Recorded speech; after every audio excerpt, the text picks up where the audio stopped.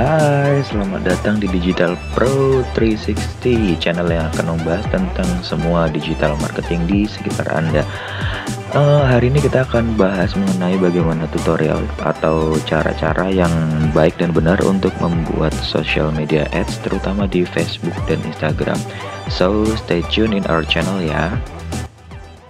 Oke, jadi untuk membuat medsos atau sosmed ads itu teman-teman harus punya platformnya itu sendiri ya. Kalau teman-teman pengen beriklan di Facebook ya teman-teman harus punya Facebook dulu, di Twitter ya Twitter dulu, Instagram dulu, harus punya semuanya ya.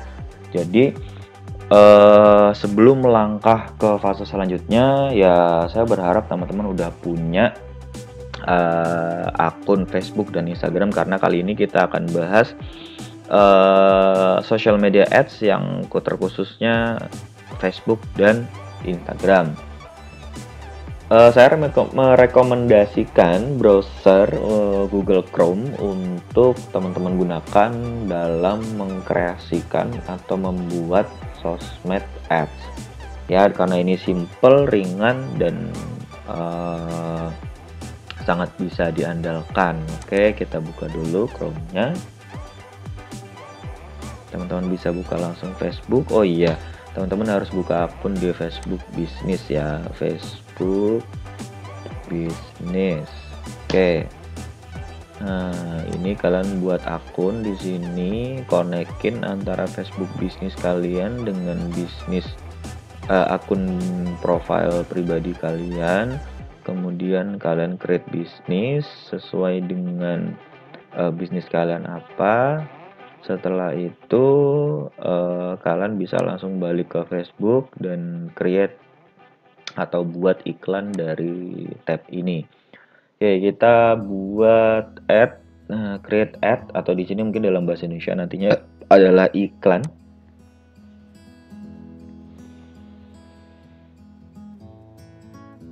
Kita masuk ke Ads Manager Dashboard ya. Jadi teman-teman kalau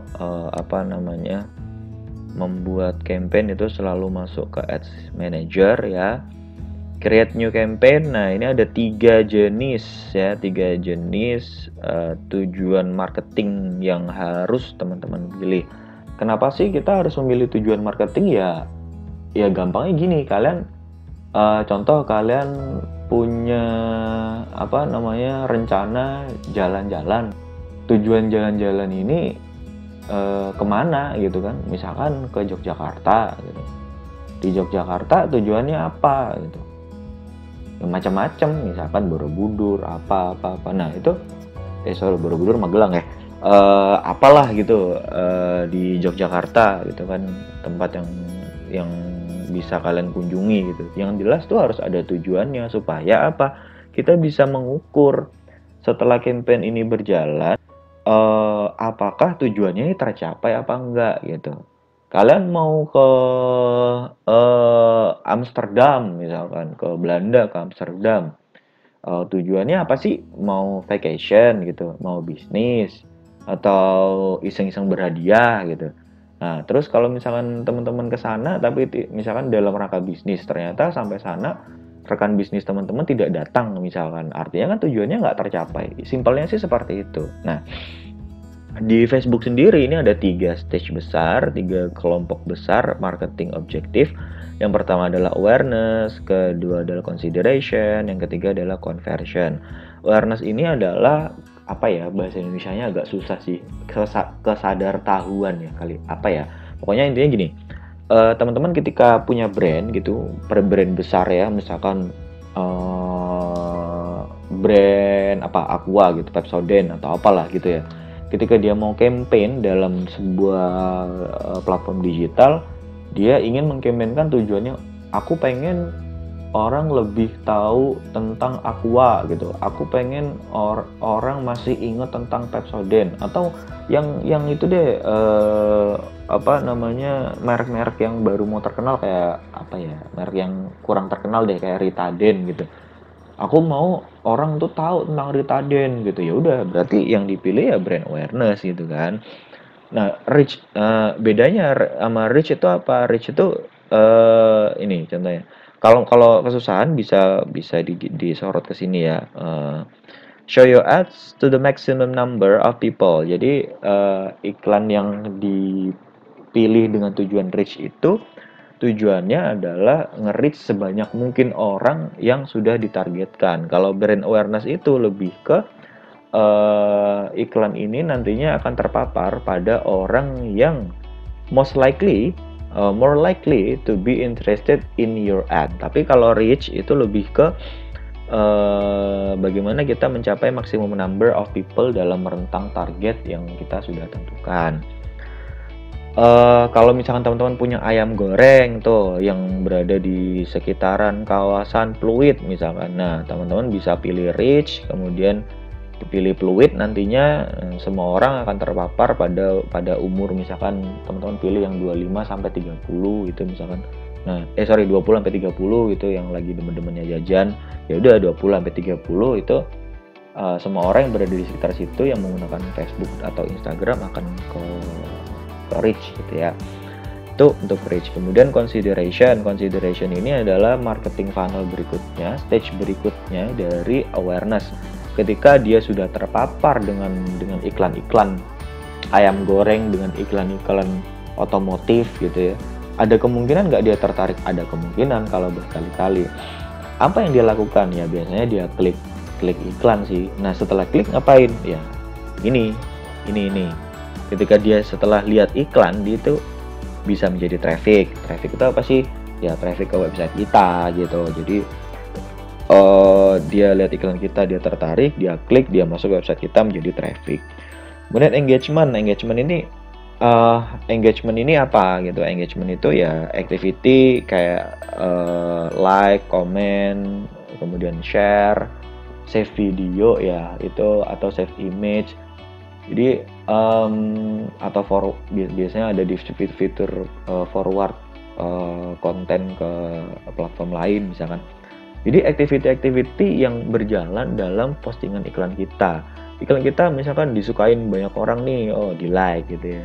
Komen gitu. Biasanya engagement ini bagus kalau misalkan kita lagi mau launching produk baru nih. Produk baru kosmetik, merek apa? Caplang. Caplang sih. Caplang kan merek baru sama. Produk baru kosmetik,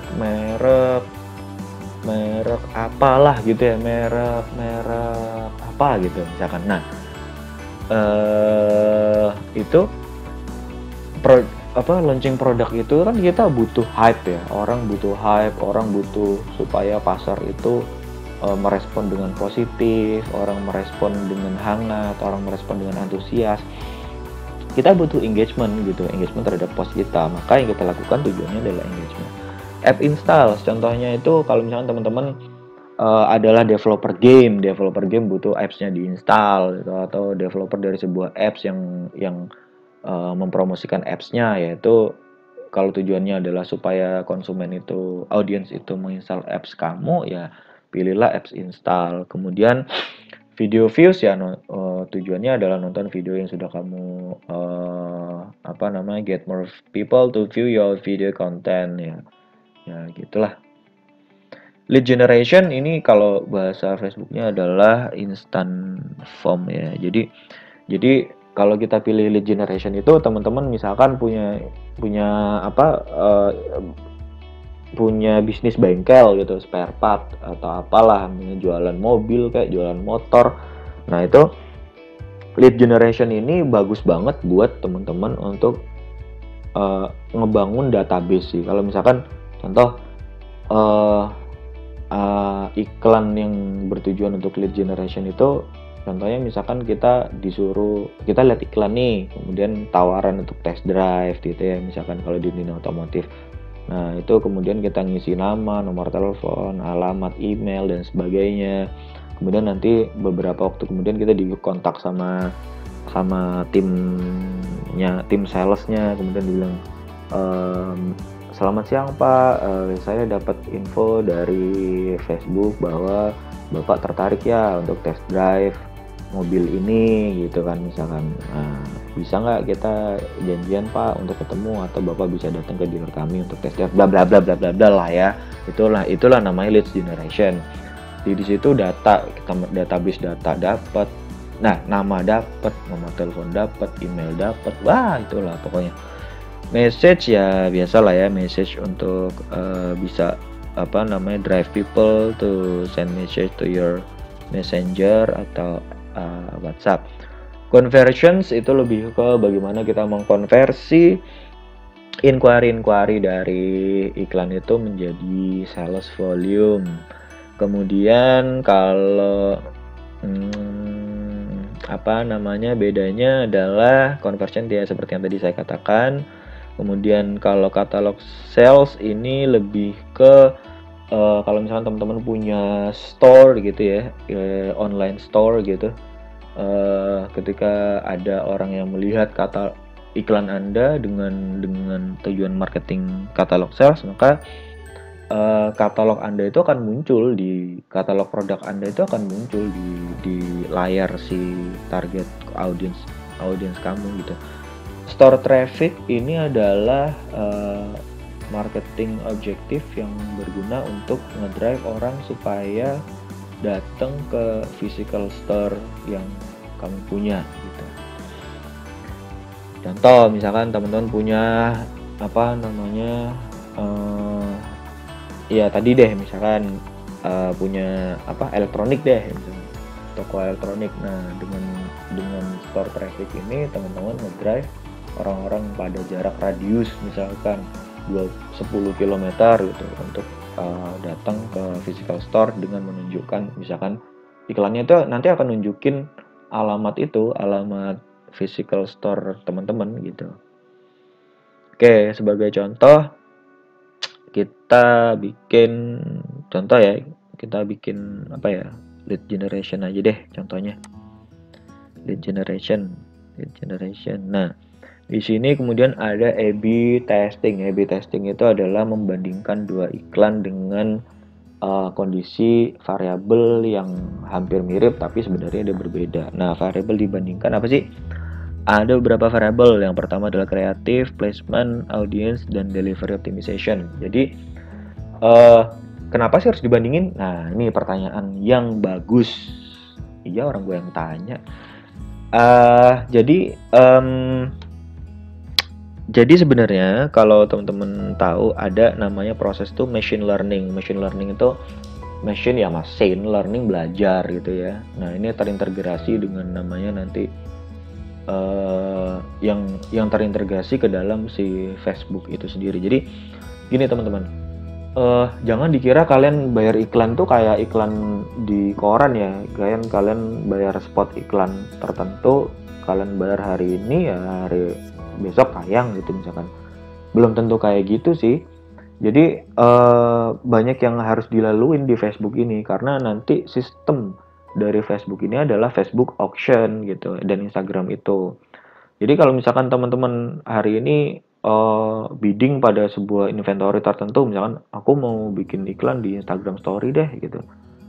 Ya oke. Targetnya siapa? Oh orang usia 25 sampai 40 gitu misalkan. Di daerah mana? Oh, di daerah sekitaran Gambir misalkan. Terus gendernya apa? Cewek 40%, cowok 60% misalkan. Nah, nanti itu tuh ada jadi orang-orang yang kemungkinan terjangkau oleh ads kamu misalkan contohnya 4 juta orang. Nah, tapi ada campaign-campaign lain yang menargetkan orang yang sama gitu loh. Menargetkan orang yang sama. Nah, akibatnya apa? Berkompetisilah kalian di himpunan populasi itu gitu. Nah, ketika terjadi kompetisi, maka Facebook ini mengambil jalan tengah yaitu auction. Auction ini nantinya ada dua hal nih yang seharusnya menjadi pertimbangan. Yang pertama relevansi, yang kedua adalah harga. Makin gede harga ya makin menang lah kalian. Oke. Jadi apa yang kita bandingin? Ada create A/B testing ya, kita onin dulu nih. Yang bisa kita bandingin adalah kreatif. Kreatif tuh ada apa sih? Kreatif tuh kayak misalkan segala proses kreatif kayak misalkan apakah formatnya nanti mau image, mau video, mau carousel, apa-apa. Jadi kalian bandingin antara iklan yang pakai image sama iklan yang pakai video tuh efektif yang mana misalkan. Kemudian ada placement, audience, dan delivery optimization. Sebenarnya nanti kita akan ini ya, akan lihat apa namanya masing-masing placement itu apa, audience apa, delivery optimization apa. Oke, lanjut ya. Kita nanti akan pelajari lebih jauh di dalamnya. Kita continue dulu. Variabelnya what you want to test. Misalkan kita lihat ini ada kreatif, delivery automation. Nah, kita coba dulu kreatif. Kreatif,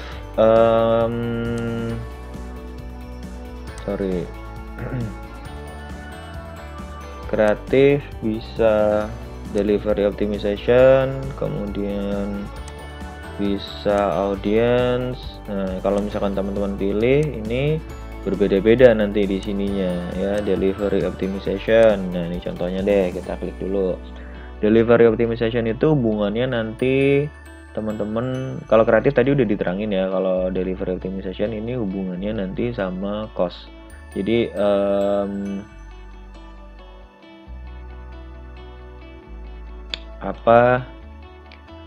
erat kaitannya dengan budgeting ya. Jadi ada namanya budget optimization, nantinya kita akan contohkan di sini. Kita lihat untuk yang ad set A gitu, ini ada dua yang dibandingin, ad set A dan ad set B. Cost controlnya ini average cost per leads-nya ya. Average cost per lead artinya kita kan tadi optimization ad delivery-nya kan menggunakan leads ya, lead generation ya. Nah, kemudian cost control ini maksudnya adalah kita itu menginginkan cost per lead-nya berapa sih gitu. Misalkan contohnya itu karena ini dalam bentuk dolar ya, misalkan $5 misalkan ya, $5. Jadi kalau teman-teman dalam bentuk rupiah 40.000, 50.000 misalkan. Nah, kemudian di sini ada show additional bid strategy. Bid strategy itu apa sih? Ya, tadi yang saya bilang bahwa Facebook itu sifatnya auction. Bidding pun kita punya strategi, ada cost cap, ada bid cap, dan target cost. Nah, perbedaannya apa? Kalau cost cap itu bagus untuk mendapatkan volume paling banyak, the most volume, best for getting the most volume. Artinya kalau kita lihat dari sini ini ya, ini di garis titik-titik ini adalah average ya, average bidding price. Nah, dia akan memulai starting bidding itu. Jadi yang gini, Facebook auction itu adalah wadah gitu ya, bidding. Yang ngelakuin bidding itu kita dibantu oleh si Facebook sendiri untuk menempatkan price-nya sendiri. Jadi price kita itu nanti akan bergerak dari bawah yang paling murah. Kalau misalkan kita nggak menang-menang nih, dia akan sampai atas nih, sampai mendekati average. Nah, kemudian nanti seiring berjalannya waktu mungkin akan ada dia melebihi dari nilai average ini, tapi by the end of this campaign average-nya itu tidak akan lebih dari 5 gitu ya. Nah, bisa jadi misalkan di hari ketiga campaign ini berjalan, itu biddingnya melebihi angka 5 average-nya yang kita tetapkan gitu. Misalkan 5,4, 5,5. Oke. Dia akan ngikutin, dia akan bidding aja terus. Tapi nanti di akhir sini itu tetap secara average akan tetap 5. Itu adalah cost cap. Nah, kalau bid cap itu adalah jenis strategi bidding di mana dia akan memulai dari bawah juga gitu ya. Tapi dia tidak akan pernah melebihi dari nilai average yang sudah ditentukan, misalkan 5 gitu. Kalau cost cap kan masih bisa naik tuh sampai dia menang. Yang penting akhirnya di akhir dari campaign itu dia tetap 5 gitu. Kalau bid cap itu setiap kali bidding dia tidak akan pernah melebihi 5. Nah, kalau target cost itu dari awal itu udah 5 terus gitu. Nah, yang biasa kita lakukan itu biasanya cost cap ya. Cost cap itu ya umum lah ya. Cuma nggak enaknya adalah kalau misalkan nih pada hari-hari tertentu gitu kalian tinggi banget nih biddingnya gitu kan. Nah, nanti di akhir-akhir sebagai konsekuensi jadinya kalian nggak punya budget lagi karena pada bagian akhir tetap average-nya harus 5 gitu. Bitcap juga punya kekurangan kalau misalkan kelebihannya adalah kalau misalkan teman-teman tahu bahwa oh ini secara kompetisi nggak terlalu berat nih di bagian ini, ya udah kita pakainya Bitcap aja. Nah kalau Bitcap itu enak teman-teman, kelebihannya adalah kalau misalkan kompetisinya nggak terlalu ketat, ini teman-teman dapat banyak di sini nih. Tapi kalau misalkan pas kompetisinya ketat, dia udah nggak bisa ngikutin, udah lose terus akhirnya kalau Bitcap. Kira-kira kayak gitu. Oke, kemudian ini at set E ya, at set E, kemudian ada at set B. Jadi at set B itu adalah ya tadi A/B testing, kita bandingin A sama B itu kayak gimana. Contoh misalkan teman-teman, gue pengennya cost cap, yang satu pengennya apa namanya, satu pengennya bid cap deh, gitu. Pengen coba nih yang mana yang apa bagus gitu ya, misalkan contohnya. Terus itu untuk yang kalau kita menggunakan delivery optimization. Nah, terus gimana dengan settingan target umur, lokasi, interest, dan lain-lain? Wah, ini sih pasti bakal lebih menarik sih. Tonton kelanjutannya di part 2 ya guys. See you there folks. Bye.